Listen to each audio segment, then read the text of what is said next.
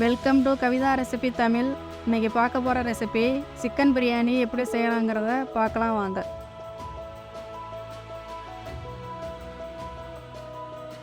வெங்காயம் ஒரு 3 வெங்காயம், நல்ல பெரிய வெங்காயம் ஸ்லைஸாக கட் பண்ணிக்கிறேன். 2 பச்சை மிளகாய், 3 தக்காளி பொடியாக கட் பண்ணிக்கிறேன். புதினா கட்டு, கொத்தமல்லி அதையும் நல்லா கழுவி எடுத்து வச்சுருக்கேன் கட் பண்ணி. இஞ்சி பூண்டு விழுத அரைச்சி வச்சுருக்கேன். தயிர், லெமன் சாறு, பிரியாணி மசாலா அரைச்சி வச்சுருக்கேன். 1/2 கிலோ சிக்கன் மஞ்சத்தூள் போட்டு கழுவி எடுத்து வச்சுருக்கேன். இதை வச்சு பிரியாணி எப்படி செய்ய ஒரு பாத்திரத்தை சூடு பண்ணிக்கலாம். நல்லா சூடானதுக்கு பின்னாடி 2 குழிக்கரண்டி எண்ணெய் இதில் சேர்த்துக்கோங்க. அதுவும் நல்லா சூடானதுக்கு பின்னாடி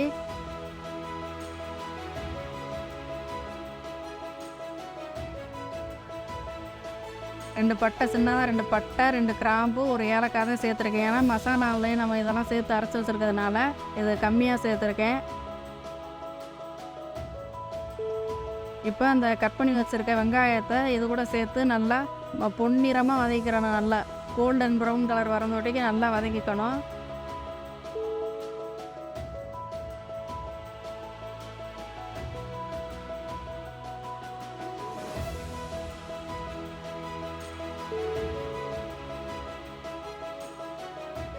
வதங்கி வர்றப்போ 2 பச்சை மிளகா அதையும் சேர்த்து நல்லா வதக்கிக்கணும்.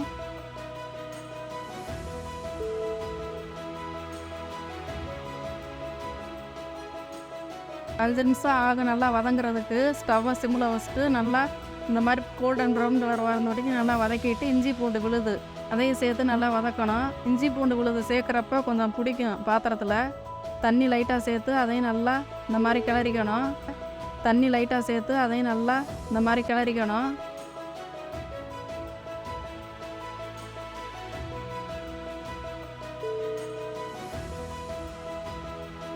இப்போ தக்காளி இது கூட சேர்த்து நல்லா வதக்கணும். தக்காளி வதங்குறதுக்கு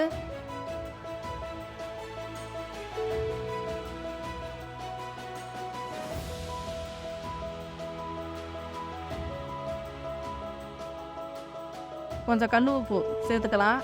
சேர்த்து அப்படியே சிம்லேயே வச்சுட்டு நல்லா வதக்கிக்கோங்க. தக்காளி நல்லா வதங்கி வர்றப்ப இந்த புதினா கொத்தமல்லி நல்லா கட் பண்ணி கழுவி வச்சுருக்கேன். அதை ஒரு கைப்பிடி சேர்த்து இது கூட நல்லா வதக்கிக்கணும். அதுவும் நல்லா வதங்கி வர்றப்ப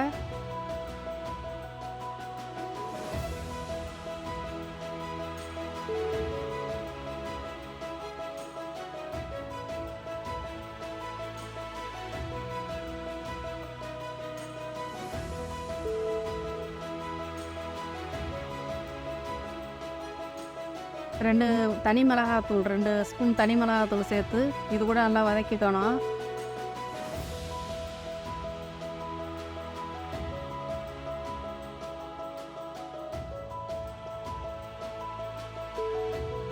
ஒரு 1/2 கப்பு தயிர் இது கூட சேர்த்து அதையும் சேர்த்து நல்லா வதக்கணும்.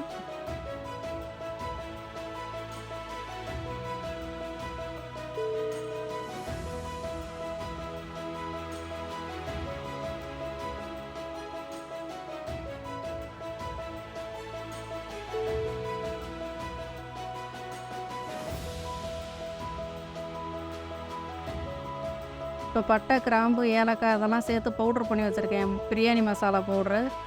இதையும் இது கூட சேர்த்து பச்சை வாசனை போகிற அளவுக்கு, மசாலாவுடைய வாசனை போகிற அளவுக்கு நல்லா வதக்கிக்கணும்.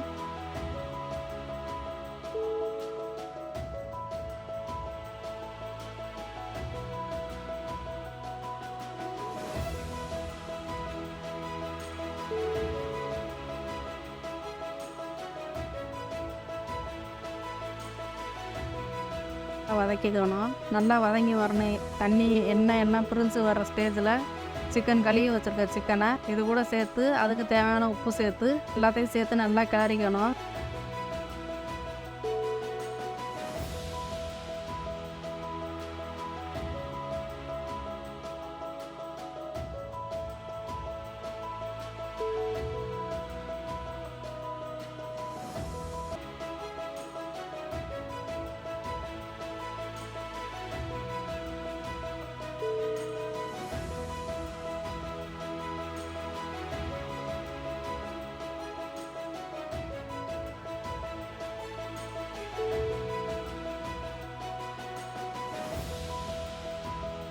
கிளறி ஒரு 5 நிமிஷம் மூடி போட்டு வேக வச்சுக்கலாம். ஸ்டவ்வை சிம்மில் வச்சுட்டு அந்த இஞ்சி பூண்டு கறி எல்லாமே வெந்து நல்லா பிரிஞ்சு வர ஸ்டேஜில் தண்ணி சேர்த்துக்கலாம். நம்ம அது வரையும் இந்த மாதிரி மூடி போட்டு 5 நிமிஷம் வேக வச்சுக்கலாம்.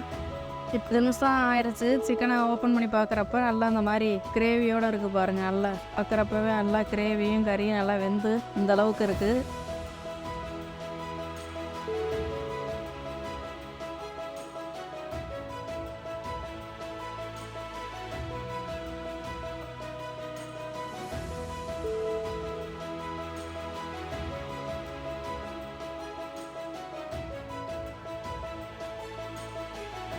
இப்போதான் நம்ம தண்ணி சேர்த்துக்கலாம். தண்ணியுடைய அளவு 1 டம்ளர் அரிசிக்கு 2 டம்ளர் தண்ணி. நான் 1.5 டம்ளர் எடுத்ததுனால 3 டம்ளர் தண்ணி சேர்த்து இதெல்லாம் அந்த மாதிரி கறியோடு நல்லா சேர்த்து நல்லா மிக்ஸ் பண்ணிக்கோங்க. இப்போ தண்ணி நல்லா கொதி வரணும். அது வரையும் செக் பண்ணிக்கோங்க. தண்ணியில் உப்பு எதுவும் இருக்கான்னு செக் பண்ணிக்கோங்க. கொஞ்சம் உப்புடைய அளவு கொஞ்சம் லைட்டாக அதிகமாக இருந்தால் தான் கரெக்டாக இருக்கும். இப்போ கழுவி வச்சுருக்க அரிசி இது கூட சேர்த்து நல்லா அதையும் சேர்த்து நல்லா மிக்ஸ் பண்ணிக்கணும். தண்ணி நல்லா கொதிக்கிறப்ப தான் இந்த அரிசியை சேர்க்கணும். அதுக்கு முன்னாடி சேர்க்கக்கூடாது. இந்த மாதிரி கிளறிட்டு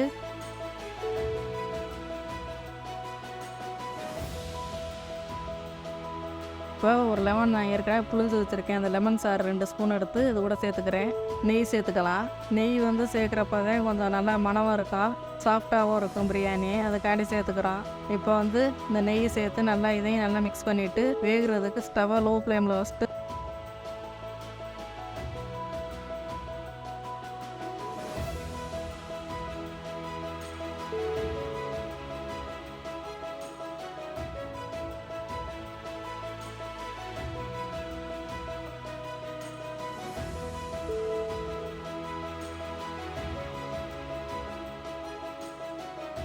மிக்ஸ் பண்ணிவிட்டு வேகிறதுக்கு ஸ்டவ்வை லோ ஃப்ளேமில் வச்சுட்டு மூடி போட்டு வச்சுக்கலாம்.